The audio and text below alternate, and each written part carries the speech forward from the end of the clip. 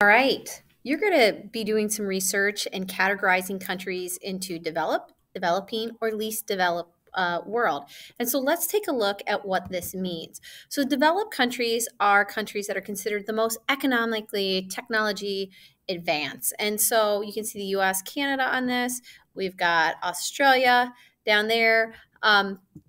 Countries that have good medical systems, things like that, good GDP per capita, all those words that you learned, you're going to put to use for this unit.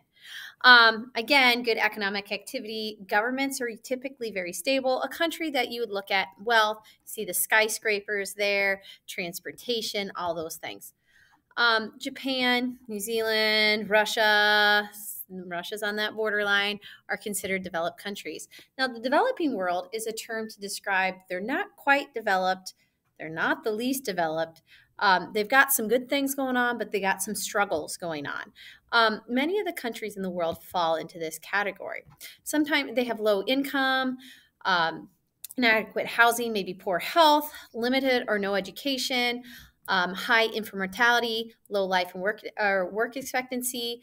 It could have some of these, but then others it's doing great. It's kind of could be great for this, not so great for that. You're going to see some countries like Iraq might have been developed and then they fell to developing due to the war. And so you're going to kind of work to categorize some of these countries. Least developed. These are the lowest. These are the countries that struggle the most social economically. They're dependent on other nations to maybe help them. High and rising levels of unemployment. You're going to see a lack of any technology. Really just struggling to survive. And there's 48 countries, and many of these countries typically are hit with war. They could be hit with many earthquakes or like other natural disasters. When I look at Haiti, that's what I think of. So these are countries that are struggling with that.